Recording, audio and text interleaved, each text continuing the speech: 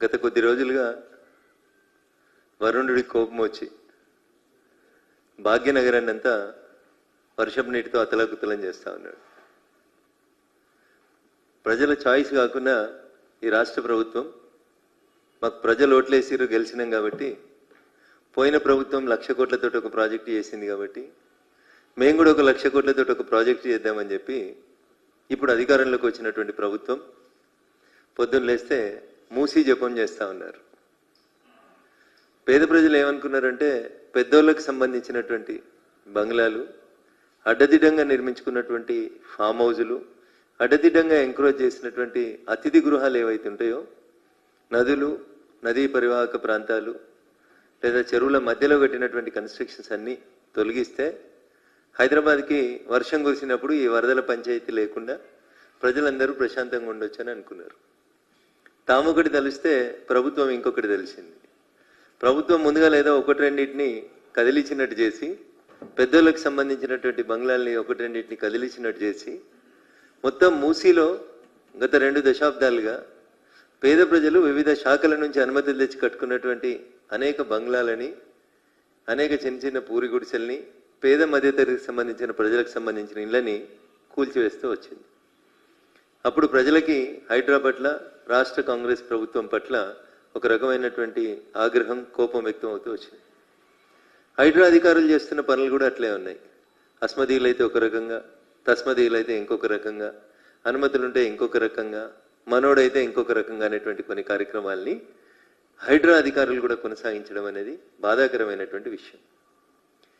ఈ 3-4 రోజుల నుంచి కురిసిన వర్షాల వల్ల మేము ఉండేటువంటి నార్సింగ్ ప్రాంతంలో జరుగుతున్నటువంటి ఒక ప్రకృతి విధ్వంసం, ఒక అక్రమ నిర్మాణానికి సంబంధించి, సరే మేము పర్మిషన్ ఇచ్చినాం కదా హెచ్ఎండిఏ వాళ్ళం, ఇది సక్రమ నిర్మాణం అని అధికారులు అంటుండొచ్చు, బట్ అది అక్రమ నిర్మాణం. నేను చెప్పలే ఈ మాట, అది అక్రమ నిర్మాణం అని హెచ్ఎండిఏకి సంబంధించిన అధికారులే పోయి పోలీస్ స్టేషన్లో కేసు పెట్టిండ్రు. పోలీసు వాళ్ళు కేసు కూడా నమోదు చేశారు. Crime number 1006/2023. Narsing police station Rajendra Nagar DCP గారి పరిధిలో ఉంటుంది. ఏంది పంచాయతీ అంటే, ఆదిత్య వింటేజ్ అని ఒక కమర్షియల్ బంగ్లాని తీసుకొచ్చి మూసీ నది పరివాహక ప్రాంతంలో కడుతున్నారు. ఎండాకాలం అప్పుడు ఎండిపోయినప్పుడు నీళ్ళు ఏడున్నా ఏడలేవు అనేది కనబడకపోవచ్చు, కానీ పాపం వరుణుడు 2-3 రోజులుగా కురిసినటువంటి వర్షాల వల్ల, వరుణుడి కరుణ వల్ల ఇవన్నీ మూసీ నదిలోకి వచ్చినాయి. బఫర్ జోన్లో, ఎఫ్టీఎల్లో అడ్డగోలుగా నీటి ప్రవాహానికి అడ్డంగా కడుతున్నారని చెప్పి నీళ్లు కనబడతా ఉన్నాయి.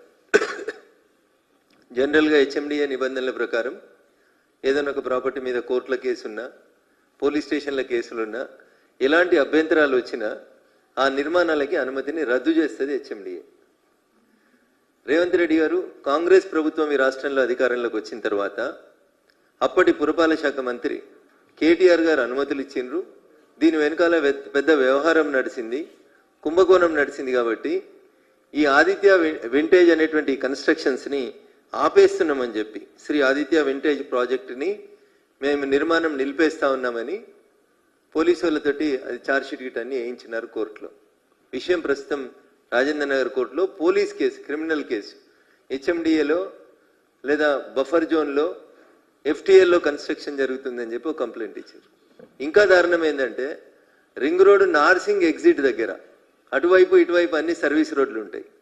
కానీ ఈ సంస్థ చేపట్టినటువంటి నిర్మాణాలను చూస్తే మిమ్మల్ని అందరినీ ఫిజికల్గా రమ్మని కూడా పండుగ తెల్లారు రమ్మని ఆహ్వానిస్తా ఉన్నా. ఒకసారి చూద్దాం మనం. అంతటా సర్వీస్ రోడ్లు ఉంటాయి, కానీ ఈ ప్రాజెక్టు కడుతుంటే సర్వీస్ రోడే కట్టలేదు. సర్వీస్ రోడ్ తీసేసినారు. ఇక్కడ సర్వీస్ రోడ్ తీసేసి మరీ నిర్మాణాలు జరుగుతున్నాయి. ఎన్నో పల్లెటూరులో జరుగుతలేవు ఈ నిర్మాణాలు.